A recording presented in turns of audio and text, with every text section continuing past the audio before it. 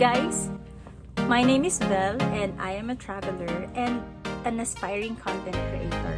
So for today's video ay gusto kong ipakita sa inyo yung laman ng aking bag. Pero bago yan, palambing naman ako ng subscribe and follow sa aking YouTube, Facebook account, Instagram, and TikTok at Vel in Love. Maraming salamat!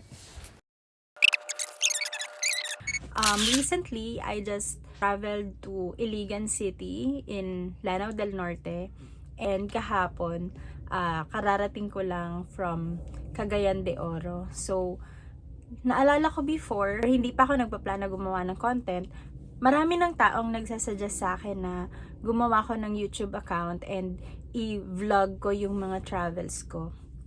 Honestly, mahihayin talaga akong tao and I'm not confident to speak in front of the camera. But I think it's time to do this na since ang dami ko na rin napuntahan. And gusto ko rin i-share sa inyo yung mga experiences ko. Yung suggestion sa akin ng friend ko before is ipakita ko daw kung ano yung laman ng bag ko or ano yung commonly kong dinadala. Kasi makikita nyo po sa mga post ko before, meron lang akong isang dalang malaking backpack and yun na yun. Yun na yun.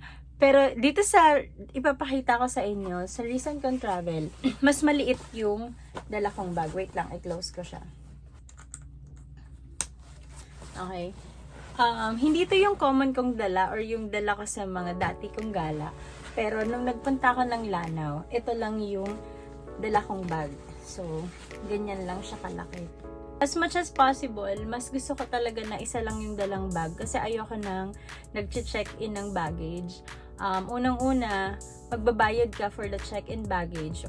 Tapos, ayoko dun sa part na kailangan ko pang dumaan sa check-in counter pag dumating ka sa eroplano. And kapag nag-landing naman or during arrival, hihintayin mo na dumaan yung bag mo dun sa carousel. Parang wala lang, hindi ko lang gusto na naghihintay or hindi ko lang gusto na ginagawa yung mga yon. Kaya isa lang talaga, pinipilit ko talaga na isa lang yung bag ko. Anyway, hindi naman kasi ako yung fashionista or ma-OOTD. Very minimal lang yung dala ko and commonly sports bra and cycling shorts yung dala ko. As mentioned earlier, hindi ito yung dala ko sa iba kong travel. Nakadepende kasi sa itinerary. So, kunwari kapag sa itinerary ko is more on parks and museums, mas marami yung dress or nagdadala ko ng mga dress. Kapag naman beach and diving, syempre meron akong dalang mga snorkeling or diving equipment and bikini or swimsuit. Pero today, sa Lanao, ang itinerary kasi doon ay mga waterfalls. So, hindi ko kailangan magdala or hindi ko kailangan magsuot ng bikini and hindi ko rin kailangan magdala ng diving equipment. Okay? So, itong bag na to, first time ko siyang dinala or ginamit for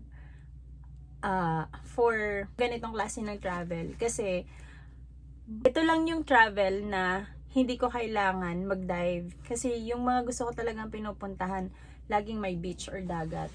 So, sa bag na to, ayan, magaan lang siya, parang 7 kilos lang talaga, as in, hindi siguro ako nag-exceed, pero hindi ko siya pinakilo. Pagpasensyahan nyo na kasi, yung ipapakita ko sa inyo na what's in my bag is mga gamit na or magulo na yung laman nito kasi nga uuwi ko lang or nagamit ko na kung ano man yung laman nitong bag na to. Okay? So, ayan. First, i-unpack na natin siya. Ito nga pala yung one feature na gustong-gusto ko sa bag na to is itong zipper niya sa gilid. Ayan. Yung iba ko kasing bag, hindi ganyan, nandito lang sa taas yung opening niya. So, kapag kukuha ka ng gamit, ilalabas mo lahat. Pero ito, pwede mo siyang silipin. Ayan, pwede mo siyang ihiga. Pag hiniga mo siyang ganyan, pwede mong silipin yung laman. Ayan, buksan na natin sa gilid. Ayan, magulo na siya guys. Magulo na yung laman niya. Okay, so isa sa mga palagi kong dala is itong pouch na to. Ang gulo niya, oh. Ang gulo ng laman niya. Yung gusto ko sa pouch na to is, dahil transparent siya, madali mong makikita kung ano yung laman ng pouch mo. Okay, so, ang laman lang naman ito is mga toiletries, yung mga kikay kit, mga beauty kit. Okay, so meron akong dalang ito, Celitech hydration facial moisturizer. Kasi kailangan natin yan guys pag nagta-travel tayo. Lagi tayong naaarawan, naiinitan. So, nagda-dry yung skin natin. Kaya, lalo yung mukha natin, siya yung directly na tinatamaan ng araw. So, ayan. Parang essential ko siya. Sunod is, meron akong dalang maliit na Silka Papaya Lotion. Wala, hindi pwedeng walang lotion eh. Kasi nga, nakaka-dry ng skin kapag gumagala. Actually, kahit hindi ka naman gumala, diba? Parang kailangan mong may dalang lotion. Siyempre, kailangan din natin ng sunscreen. Bali yung lotion, ginagamit ko siya sa gabi. Pagkatapos maligo. Ito naman, ito yung sinusuot ko or ginagamit ko kapag lalabas na. So, at sabi kasi nila, ito yung maganda talaga na lotion or sunscreen lotion dahil 100 plus SPF siya. Pero guys, kasi yung ating face, iba yung need niya pagdating sa sunscreen. Hindi pwedeng yung sunscreen mo sa balat or sa arms and legs. Same lang yung ginagamit mo sa mukha. So, meron akong ginagamit na, kaya lang guys, gamit na siya. Ito, yung Dolly Cat. Ayan o, hindi na mabasa. As in, na. Lagi ko kasi itong dala. Dolly Cat, Glutathione Magic, hindi ko na mabasa. So, sobrang gamit na siya. Pero to, SPF 50. Hindi kasi pwedeng more than 50 yung SPF sa face natin. Kasi magkakaroon siya ng magbe-breakout tayo. Magkakaroon tayo ng breakout. Magkaka-breakout tayo kapag more than 50. Tapos sa likod nun, ayan, meron siyang clip para hindi sumabog or hindi maipit. Yan, meron akong dalang Pond's. Marami pa ako nito doon kasi ito talaga yung ginagamit ko araw-araw. Pond's Bright Miracle Cream, yung merong niacinamide. Ayan, para sa mga acne prones like me. Then meron siyang partner na Pond's Facial Foam. Ayan. Niacinamide. Then, yan, meron din siyang niacinamide. So, ito yung ginagamit ko sa mukha ko. Aside from that, yung common na hygiene kit. Ayan, mouthwash. Mouthwash. Kailangan natin ng, syempre, toothbrush. Tawas. Dionat, tawas. Ito, sabon. Yung sabon natin nakaganto. Ayan. Maliit lang. Kasi, hindi man natin mauubos yung isang bar. So, maliit lang yung dinadala kong sabon. Then, nagdadala ko ng extra Rexona. Para sure lang. Kasi minsan yung tawas, kapag pagod na pagod ka or pawis na pawis ka. Ewan ko kung ako lang minsan parang hindi siya effective. So, nagdadala ko ng extra. Meron tayong dalang panty liner. Yan. Shaver. Just in case of emergency lang kung kailangan mo mag-shave ng legs. Sa picture, minsan kasi, balbon kasi ako guys, tingnan nyo. So, minsan sa picture, kapag kitang-kita yung mga hair mo, ang pangit niya tingnan, mukha siyang dumi. Aside from that, ito na, yung medicine kit. So, ang laman nito ay, yan, Enervon, halo-halo.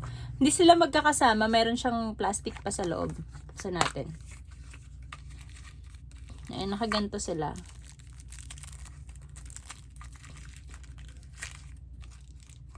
Ito, ang laman nito is collagen. Collagen tablet. Pero di ko siya ininom. Tapos, Enervon. Yan. Kasi kailangan natin ng lakas kapag kumakit ng bundok. Lumalangoy. Syempre, napapagod tayo. So, kailangan natin ng energy. Tapos, naglala din ako ng antihistamine. To make sure lang, baka bigla tayo magka-allergy. So, ito na yung medicine kit ko. So, yun yung laman ng una nating pouch. Ay, tingnan nyo, tinitigyawat ako. Acne prone talaga. Pero, okay lang yan. Mawawala din yan. Okay, next. Next naman, yung next pouch natin. Ito sobrang luma na nito. Tingnan nyo yung itsura, oh.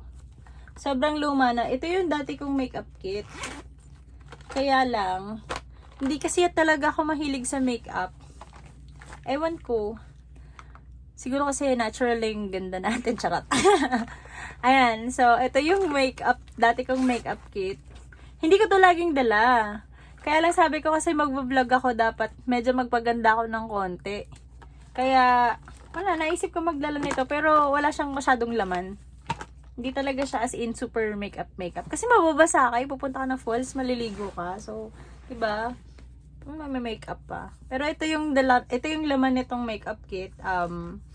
Ano to? YOU na pressed powder. Yan. Ito yung nabili ko from Miniso. Ayan. Eyeliner. Then, meron akong dalang maliliit na pabango. Yan. Para hindi ko na kailangan magdala ng malaking bote. Tapos, pangkilay. Ayan. Ano-ano na nga yung brush niya. And, ito naman para sa buhok. Vitres. Okay. Okay, next pouch tayo. Ay, ito lang yung dala ko dun sa recent kong travel. Isang eyeliner na tsinela. So, makikita nyo yan sa mga pictures ko. Then, itong bag na to, ginawa ko siyang lagayan ng GoPro. Pero ano to, ito yung lagayan ng emergency kit na binigay ni Mayor Vico.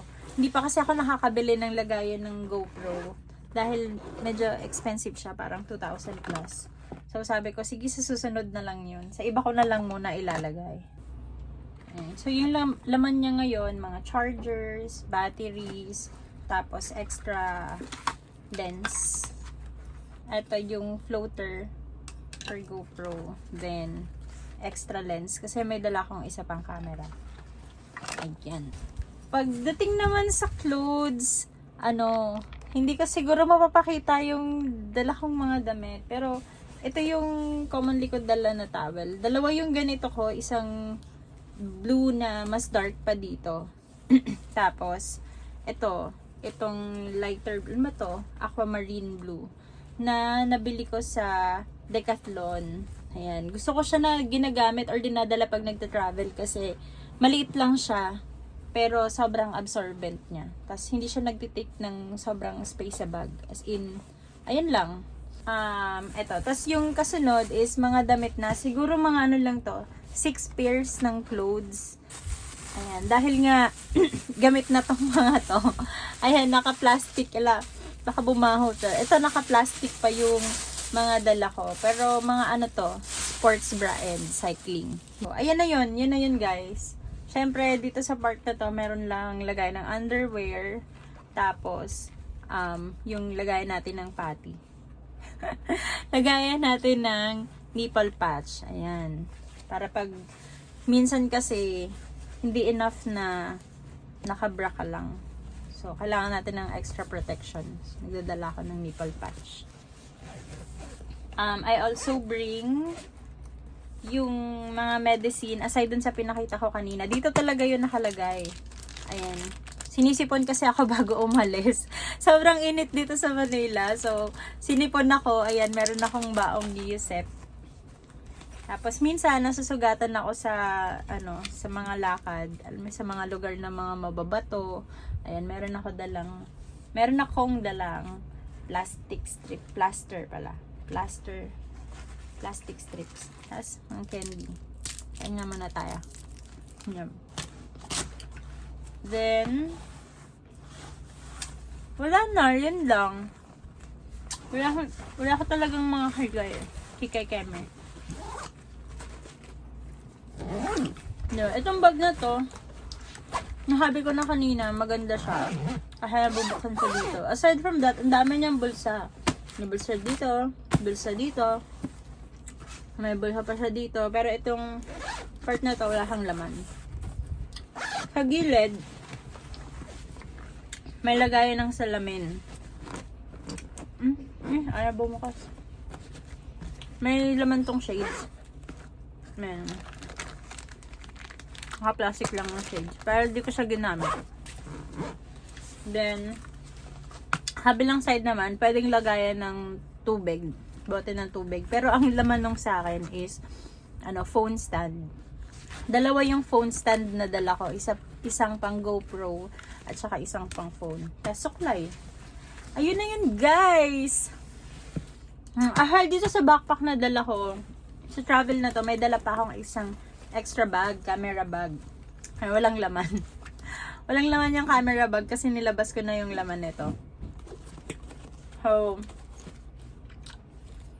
sa camera bag, syempre, ang laman niya is camera. Tapos yung isang extra lens na pinakita ko kanina, dito talaga yun nakalagay. Then, yung ating GoPro. Ayun, guys! So, that's all for today's video. Sana na-enjoy nyo and may natutunan kayo. Enjoy nyo yung panonood nung aking What's in My Bag video. Again, hindi yan yung lagi kong dala. Nakadepende po sa itinerary kung ano po yung laman ng ating bag. So, siguro tips lang, no? In packing your things bago kayo umalis, isipin nyo muna kung ano po yung itinerary na pupuntahan nyo. So, kung kayo po ay magdadagat, syempre, kailangan nyo ng mga bagay na related sa activities nyo for that day. Siguro, konting tips lang sa pag-iimpake. Bago kayo umalis, i-make sure po natin na dala po natin lahat ng essentials para sa atin. Like, kung kayo ay may medical condition, syempre, dapat ready po tayo nadalhin kung ano yung mga medicines na kailangan natin. Yan. Pagdating naman sa skincare, syempre yung ating hygiene kit and sunscreen hindi dapat mawala. Pati moisturizer. Regardless sa kung ano pa yung weather, mainit or malamig, kailangan talaga natin ng sunscreen and moisturizer. Then, pagdating naman sa outfit, so nasa inyo na yan, guys, kung magpapalit kayo ng outfit per itinerary. Pero in my case kasi, kung ano yung suot ko sa isang araw, lalo kapag puro swimming and falls naman yung pupuntahan, hindi ko na pinapalitan yung suot ko. Actually, nagte-travel ako na basa pa talaga yung suot ko. And meron lang akong dalang shirt or manipis na shirt na i-cover or mako-cover yung pantaas ko. Then, meron ako pala, nalimutan ko sabihin kanina, lagi akong may dalang jacket. Ito yung jacket na dala ko dun sa recent kong travel. Ano siya? Windbreaker. If you like this video, follow and subscribe. Bye-bye!